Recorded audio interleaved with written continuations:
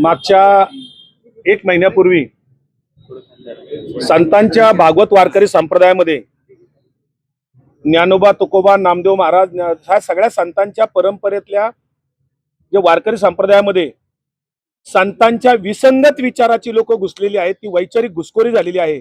म्हणून आम्ही पत्रकार परिषद म्हणून काही नावं जाहीर केली होती. त्याच्यामध्ये ही 20 नावं जाहीर केली होती. आपण ही 20 नावं जी जाहीर केलेली आहेत त्याच्यामध्ये आतापर्यंत 5 लोकांना आपल्या प्रसार माध्यमांच्या माध्यमातून उघडं आम्ही करण्याचा प्रयत्न केला. प्रत्येकाचा इथे जो काय आम्ही ऑब्जेक्शन घेतोय तो वैचारिक पहिलं ऑब्जेक्शन असं आहे की हे सगळे मनुवादी आहेत, वर्णवर्चस्ववादी आहेत, पुरोहितशाही मानणारे आहेत, कर्मकांड मानणारे आहेत. संतांनी समतेचा संदेश दिला, मानवतेचा संदेश दिला, अहिंसेचा संदेश दिला, सहिष्णुता, प्रेम, दया, क्षमा, शांती, भक्तिमार्ग सांगितला. परंतु संतांनी जे काही वैचारिक इथं मांडणी केली त्याच्या विसंगत मांडणी करणारे हे लोक आहेत. संतांचा वारकरी संप्रदाय पुसून टाकायचा हे लोक कार्यक्रम करत आहेत, ज्यामुळे त्यांना इथे अडचण होते आहे. यांना धर्मांधता इथे वाढवायची आहे, लोकांना कर्मकांडात अडकवायचे, अंधश्रद्धेत अडकवायचे, पुरोहितशाहीमध्ये अडकवायचे. म्हणून आम्ही यांना घुसखोर म्हणतोय.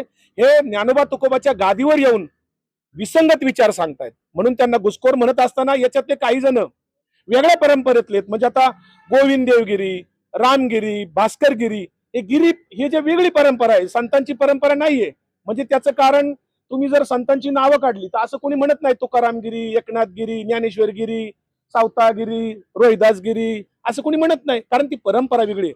तुम्ही तुमच्या परंपरेत काम करा, राज्यघटनेने तुम्हाला स्वातंत्र्य दिलेलं आहे. पण आता काय झालं, हे संतांच्या व्यासपीठावरून हे लोक काहीतरी इथं घुसखोरी वैचारिक करून समाजाचा तिथे बुद्धिभेद करतायत, बहुजन समाजाला वेठीला धरतायत आणि हिंदू मुस्लिम तेढ वाढवण्यासाठी मुस्लिमांचा डायरेक्ट कीर्तनातनं हे द्वेष करत असतात. परधर्माचा द्वेष करायचा संतांनी परवानगी दिलेली नाहीये.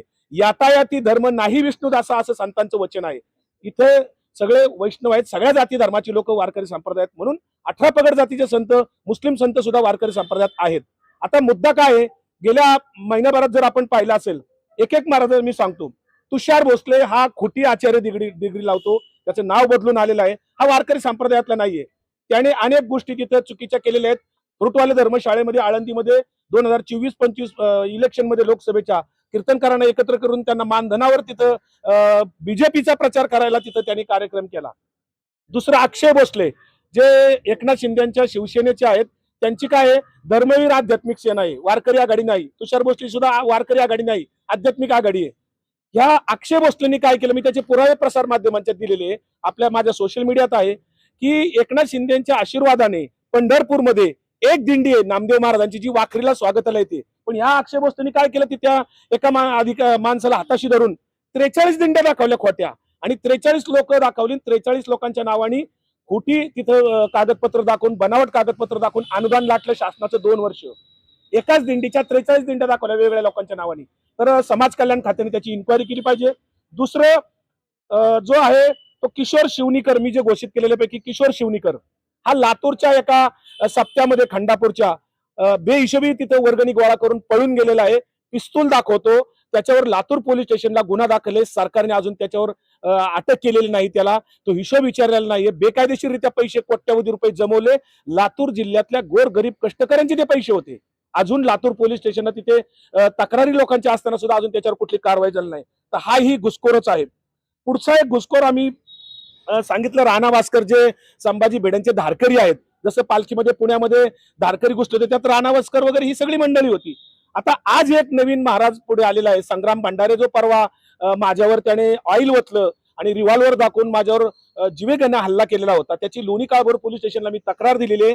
काल त्या संग्राम भंडारेवर गुन्हा दाखल झाल्यानंतर या राज्याचे कॅबिनेट मंत्री नितेश राणे, आमदार गोपीचंद पडळकर, आमदार महेश लांडगे, आमदार संग्राम जगताप यांनी आपली संविधानिक शपथ विसरून एका आरोपीला ज्याच्यावर गुन्हे दाखल आहेत त्याच्यावर जाहीर समर्थन केलं.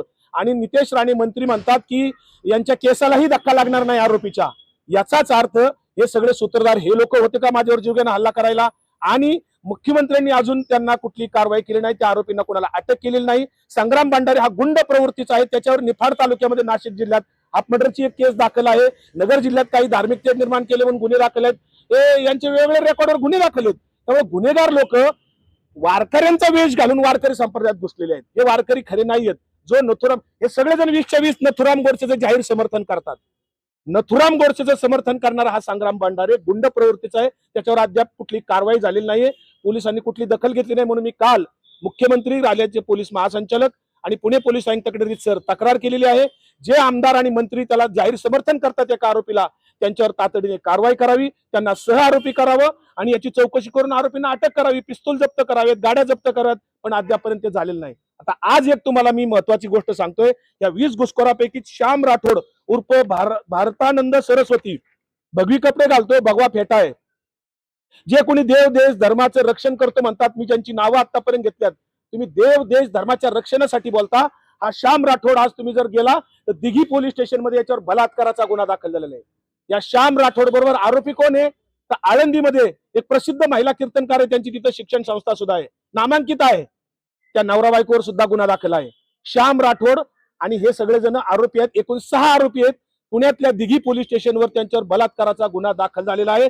त्याच्यामध्ये जे गुन्हा रजिस्टर क्रमांक आहे 189/2026, कलम 70 BNS अंतर्गत जी कलम आहेत ती 70, 309(4), 115/2, 351/2, 352, 356/2, 3/5 अशी वेगवेगळी कलम BNSच्या अंतर्गत त्यांच्यावर लागलेली आहेत.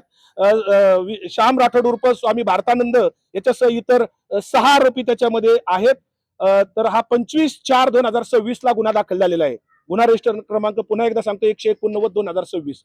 तर हा वारकरी संप्रदाय आहे का? हा मला महाराष्ट्रातल्या तमाम फडकऱ्यांना, तमाम दिंडी चालकांना, तमाम भजनी मंडळातल्या तमाम वारकऱ्यांना, लाखो वारकऱ्यांना प्रश्न विचारायचे. जे परंपरेचे पाईक आहेत, जे हरिपाठ म्हणतात, कीर्तन म्हणतात, सहिष्णुते म्हणतात, जे माऊली माऊली म्हणतात, एकमेकांचा आदर करतात, प्रेम करतात, त्या समस्त सामान्य वारकऱ्यांना मला प्रश्न विचारायचा आहे, हा वारकरी संप्रदाय आहे का? हे धर्माचं रक्षण आहे का? त्यामुळे संग्राम भंडारे किंवा हे जे आमदार आहेत ना बिळात घेऊन जाऊन बसलेले, आता या बलात्काराच्या केसमध्ये काय करणार आहात तुम्ही? आता या महिलेला न्याय मिळणार आहे का? मागच्या 15 दिवसामध्ये अनेक मुली, महिला इथे अत्याचारित आहेत बलात्कारामध्ये. हे लोक धर्मरक्षक म्हणणारे कुठे गेले? कोणत्या बिळात गेले? आता का तुम्ही बोलायला येत नाही? श्याम राठोड, आता जो भारतानंद सरस्वती आहे, या महाराजाला सुद्धा आता सरकार पाठीशी घालणार काय? देवेंद्र फडणवीस साहेब, हे जे घुसखोर म्हणून आम्ही जाहीर केलेत, यांचा माझा वैयक्तिक काही वाद नाहीये, पण हे ज्ञानोबा तुकोबांचा वारकरी संप्रदाय बदनाम करतायत, त्यांच्या विसंगत विचार मांडतायत, मनुवादी आहेत, मुस्लिम द्वेष करतात आणि हे लोकशाही पाळत नाही. नथुराम गोडसेचं जाहीर उदात्तीकरण करतायत. एका गुन्हेगाराचं ज्याला शिक्षा झालेली आहे, राष्ट्रपिता महात्मा गांधीचा खून केलेला नथुराम गोडसेचा समर्थन करणारे माझ्यावर जीवघेणा हल्ला करतात. आजही मला जीवाला खूप धोका आहे. मला रोज धमक्या येतात. काल पण एकाने जाहीरपणे धमकी दिली. मी सोशल मीडियात त्याचा व्हिडिओ टाकलाय. मला मेसेज येतात इंस्टाग्राम वरून, फेसबुक वरून, खूप धमक्या येतात. मला जीवाला धोका आहे. मला अजूनपर्यंत संरक्षण मागणी करून सुद्धा मिळालेलं नाहीये. आरोपींना अटक झालेली नाही. त्यामुळे या सुद्धा दिघी पोलीस स्टेशन मध्ये ज्यांच्यावर गुन्हा दाखल झालाय त्यांना सुद्धा आरोपींना कधी अटक होणार, हा माझा सवाल आहे.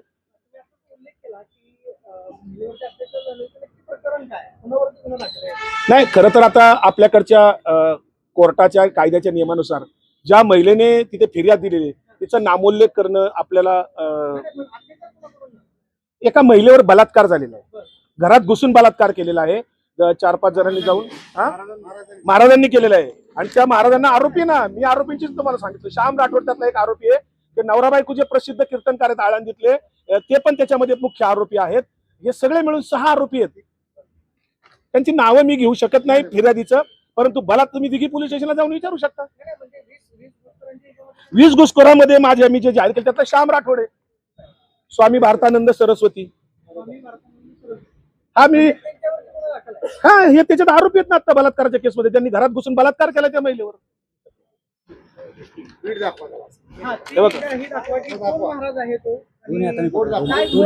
बघा, हे 20 घुसखोरापैकी आहे स्वामी भारतानंद. नाव बदलू नये, याचं खरं नाव श्याम राठोडे, पण हे स्वामी भारतानंद म्हणतायत आणि भगवी कपडे आहेत. तर हे लोक हे करतात. आणि स्वामी इथं जो गोविंद देवगिरी आहेत, हे वेदव्यास प्रतिष्ठान, तिथं ब्राह्मणेतरांना शाळेत प्रवेश नाहीये. हे रामदास स्वामींना इथं महाराष्ट्राच्या मानगोटावर बसवतात. वारकरी संप्रदाय आणि रामदासी संप्रदाय वेगवेगळा आहे. रामदासी संप्रदाय त्यांनी स्वतंत्र चालवावा, आमची काही अडचण नाही ना.